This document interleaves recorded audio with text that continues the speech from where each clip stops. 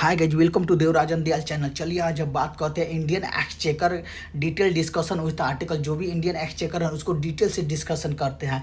The Indian exchequer refer to the collection and management of public fund in India. जो भी public fund in India है ना, उन उसको कलेक्शन करता है और मैनेजमेंट करता है इंडियन एक्सचेकर। जैसे and it is the govern by the various constitutional provision and law. जो भी बहुत सारे कॉन्स्टिट्यूशनल प्रोविजन है और लॉ के द्वारा गवर्न किया जाता है।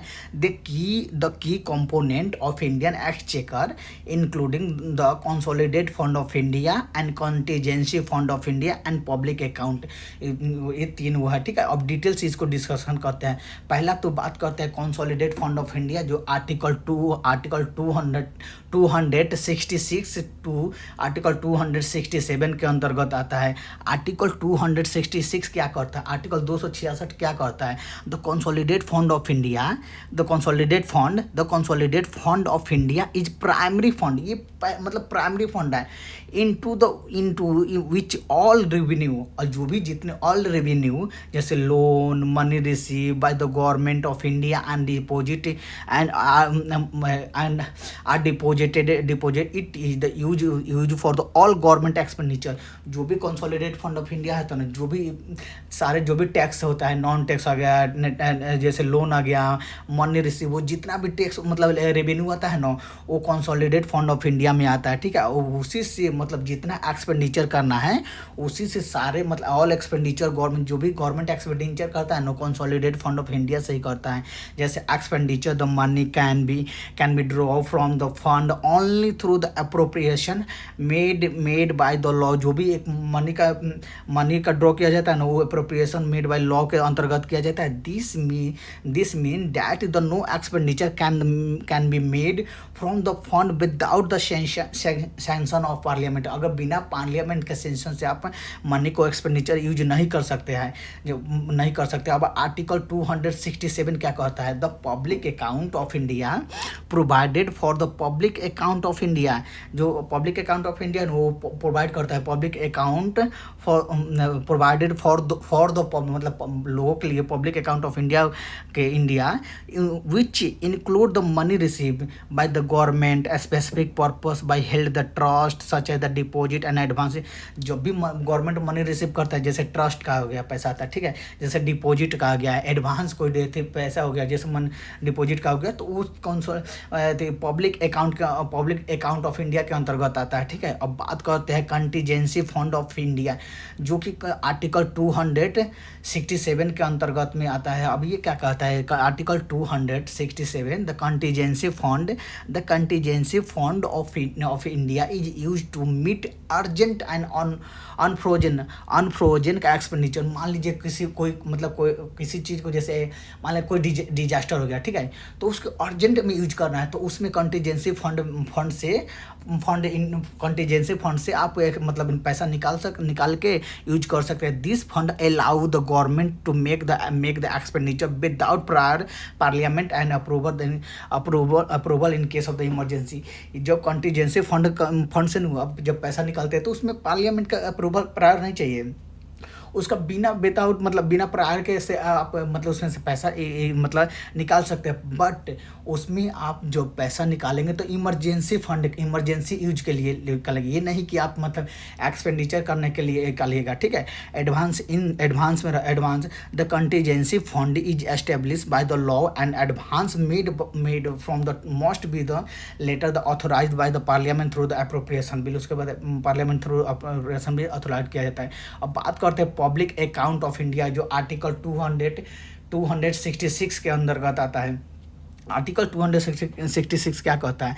Public account this fund include the receipt, मतलब जो भी पैसा आता है रिसिप्ट आता है, that are the not a part of the consolidated fund but but are held in the trust by the government. These include the जैसे public account में, जैसे कि आप पब्लिक अकाउंट में जो भी सारा पैसा आता है, बट उसमें आता है ना कि कुछ ऐसा पैसा होता है जो रिसिप्ट में है, जो कि मतलब जो कि कंसोलिडेट फंड ऑफ इंडिया में नहीं आता है। जैसे कि मान लीजिए कोई डिपॉजिट किया है, जैसे मनी जैसे money held by the specific purpose, मतलब कोई मतलब डिपॉजिट कर दिया, ठीक है, बैंक में। जब जैसे कि थी गवर्नमेंट में कोई कोई मतलब बेथी लग गया, जैसे कोई ट्रेजरी भी लग गया, ठीक है, तो कोई मतलब कोई गवर्नमेंट अपना बॉन्ड इशू कर दिया, जैसे डिपॉजिट का हो गया एडवांस, जैसे बॉन्ड में डिपॉजिट हो गया, जैसे money held by the specific purpose such as the security deposit, मतलब सिक्योरिटी डिपॉजिट हो गया कहना है। जैसे पेंशन कंट्रीब्यूशन हो गया, ठीक है, जैसे पेंशन कंट्रीब्यूशन फंड में आता है, जैसे ईपीएफओ मिलता है, ठीक है, तो उसमें डिपॉजिट हो गया। एंड एडवांस में क्या होगा, loan given by the government such as the advance and the various purpose are the repaid.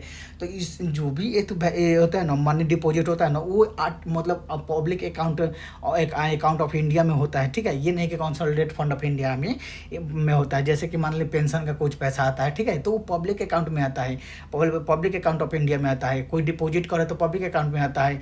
ये मतलब कोई लोन पेमेंट, कोई लोन पेमेंट कर रहा है तो पब्लिक अकाउंट में आता है, ठीक है। अब बात करें इसका मैनेजमेंट क्या है, जैसे transaction related to the account are manage by the government, but ये अकाउंट मैनेज करता है गवर्नमेंट ही करता है, बट लेकिन distinct from the consolidate fund of India, withdrawal are not subject in the parliament appropriation. इसमें विड्रॉल कर सकते हैं पर सब्जेक्ट पार्लियामेंट अप्रोप्रिएशन मतलब नहीं होता है। अब बात करते हैं फाइनेंशियल मैनेजमेंट एंड कंट्रोल होता है। फाइनेंशियल मैनेजमेंट जैसे कि आर्टिकल 112, आर्टिकल 114, 15 ये होता है, इसमें होता है। आर्टिकल 112 क्या कहता है, एनुअल फाइनेंशियल स्टेटमेंट, जैसे बजट होता है ना, तो बजट को संविधान में बजट नहीं लिखा गया है, बजट को संविधान में एनुअल फाइनेंशियल स्टेटमेंट बोला जाता है। The president goes the annual financial statement like budget to the laid before the parliament detailing the government estimate receipt and expenditure।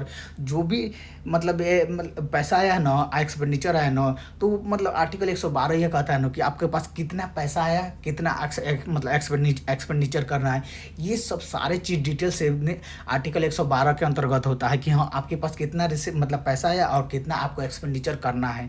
Article 114 क्या करता है, appropriation bill, this bill introduce in the parliament authorize the withdrawal of fund from the consolidated fund for the expenditure। मतलब इस bill से आपको जो भी parliament authorise करता है ना कि आप पैसा निकाल सकते हैं, आप फंड को कंसोलिडेट फंड ऑफ इंडिया में जैसे एक्सपेंडिचर करना है ना, कंसोलिडेट फंड ऑफ इंडिया से पैसा निकाल के आप एक्सपेंडिचर में लगाते हैं। जैसे कि आप कोई इंफ्रास्ट्रक्चर बनाना है तो आप इसी पैसा से मतलब इसी कंसोलिडेट फंड ऑफ इंडिया से निकाल के पैसा, it must be pass the both house. जब आज इससे पैसा निकालेगा ना तो दोनों हाउस से पास करना पड़ता है, लोकसभा से भी और राज्यसभा से भी, आप दोनों हाउस से पास करना पड़ता है। आर्टिकल 115 क्या करता है, supplementary and access to grant provision for the supplementary additional on access grant can be the made it the fund provided by the appropriation act in the insufficient or if there are the needed for the additional expenditure। मान लीजिए कोई additional expenditure करना है तो article 115 के अंतर्गत आप करते हैं, ठीक है। अब बात करते हैं role of controller and auditor general CAG, जो कि आर्टिकल 148 के और आर्टिकल 149 के अंतर्गत उनका डिटेल से डिस्कशन होता है, ठीक है। अब बात कर सीएजी क्या है, सीएजी के appointment, the controller and auditor general of India is appointment by the president. CAG का अपॉइंटमेंट प्रेसिडेंट करता है, राष्ट्रपति, and is the responsible for auditing the account of the central government and state government। मान लीजिए CAG का काम होता है ना कि मान लीजिए अब जितना आप ये पैसा निकाले हैं, ठीक है, जितना आप खर्च किया है तो उसका सारा आप मैनेज करते हैं कि आप कितना पैसा निकाले हैं, कितना खर्च किए हैं, जो पैसा निकाले तो प्रॉपर खर्च हुआ है कि नहीं, जो आप जिस पर आप खर्च करना चाहते हैं उस पर खर्च हुआ है कि नहीं, उसको मैनेज करता है सीएजी, ठीक है। रोल का है, ensure that the fund from the consolidated fund are used and pre legislative approval the conduct the audit and the promote the transparency and accountability.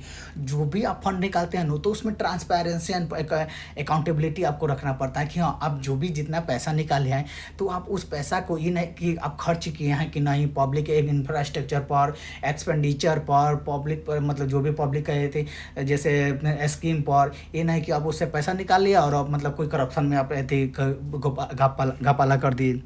ये नहीं, सीएजी का मेन यही काम है कि उस पर ध्यान देना है कि आप जो भी पैसा निकाल रहे हैं तो उस पर प्रॉपर आप उस पर खर्च कर रहे हैं कि नहीं। इसका audit report the CAG submit the report to the president. ये जो भी सीएजी एक रिपोर्ट बनाता है ना कि हाँ आप इतना पैसा निकाले हैं लोग, इतना पैसा खर्च किए, तो वो प्रेसिडेंट के बाद सौंपता था। When who then the present and the parliament, उसके बाद पार्लियामेंट में प्रेजेंट किया जाता है। This report the including the funding मतलब ये report funding and on financial management adherence and the law of the regulation. इस को जो कि उसका जो भी फाइनेंशियल मैनेजमेंट का उसको देख रहा था कि हाँ इसमें मतलब करप्शन हुआ है कि नहीं। अब बात करते हैं इन सारे का कंक्लूजन क्या है। This Indian exchequers comprising the three primary fund, तीन जो भी इंडियन एक्सचेकर है ना, जिस इंडियन एक्सचेकर है उनको भारतीय अधिक कोष होता है, मतलब भारतीय कोष होता है, अधिक कोष होता है, ठीक है। जो कि जैसे तीन होता है, कंसोलिडेट फंड ऑफ इंडिया हो गया, कंटीजेंसी फंड हो गया, फंड ऑफ इंडिया हो गया, and the public account of India हो गया। Each of this the fund serve by the specific purpose. जो भी मतलब एक फंड होता है ना, स्पेसिफिक पर्पस के लिए बनाया गया, govern by the constitutional provision, जो कि कॉन्स्टिट्यूशनल प्रोविजन द्वारा गवर्न किया जाता है और लॉ द्वारा गवर्न कर दिया जाता है। इंश्योर किया जाता है कि आपको इंश्योर किया जाता है कि ट्रांसपेरेंसी है कि नहीं, accountability and effectiveness management of the public finance जो है कि नहीं, जो भी the management and control of this fund involve the detail procedure and the oversight to ensure the government expenditure and receipt and are properly authorized by the auditor। जो भी थी auditor के द्वारा वो ऑथोराइज किया है कि किया गया है कि नहीं। आज टोटल हम यही पढ़े हैं कि इंडियन एक्सचेकर के बारे में, जो consolidate fund of India, contingency fund of India and public account के बारे में, सीएजी के बारे में, फाइनेंशियल मैनेज